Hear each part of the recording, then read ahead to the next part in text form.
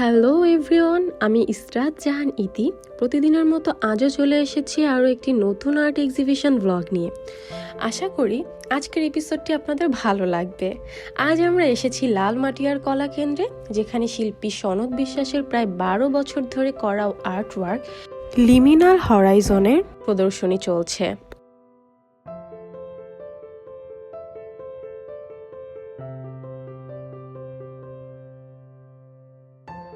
The লিমিনাল Horizon একটি প্রদর্শনী যা মানব অস্তিত্ব, পরিচয় এবং সামাজিক পরিবর্তনের গভীর আত্মসংযোগকে অনুসন্ধান করে। সনদ বিশ্বাসের কাছ থেকে অনুপ্রাণিত হয়ে এই সংগ্রহটি জীবনের স্থানের এবং সত্তার সূক্ষ্ম সীমারেখাগুলোকে অনুসরণ করে।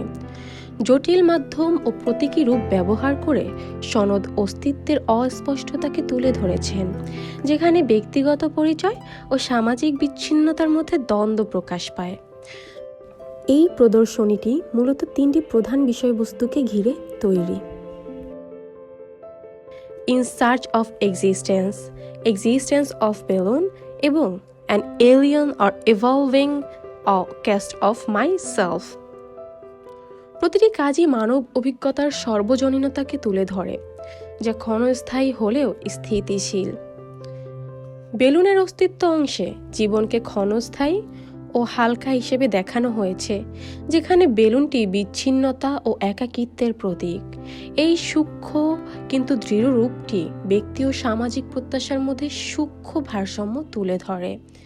ইন সার্চ অফ এক্সিস্টেন্সে তিনি তুলে ধরতে চেয়েছেন মানুষের মনস্তাত্ত্বিক অস্তিত্বের সন্ধান ও সাংস্কৃতিক রূপান্তরের প্রভাব।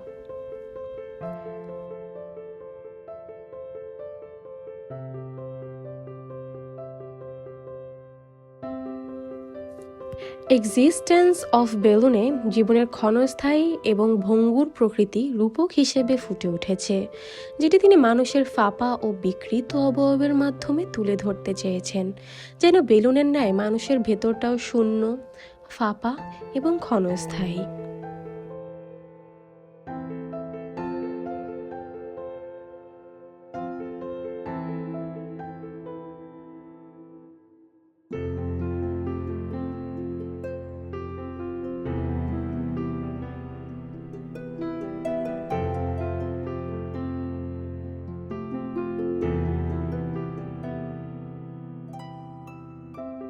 এখানে আমরা অদ্ভুত দেখতে মানুষের কিছু অবয়ব দেখতে পাই, যেটা মূলত an alien or evolving cast of myself ধারণাটিকে প্রতিফলিত করে। An alien or evolving cast of myself ধারণাটি আমাদের পরিচয়ের সংকটের মুখোমুখি হতে আহ্বান জানায়।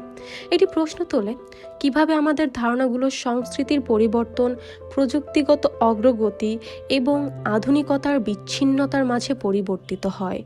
বিকৃত মানব রূপ ও বিমূর্ত প্রতীক ব্যবহার করে সনদ আত্মপরিচয় ও সমষ্টিগত চেতনার পরিবর্তনশীল গতিশীলতা তুলে ধরেছেন।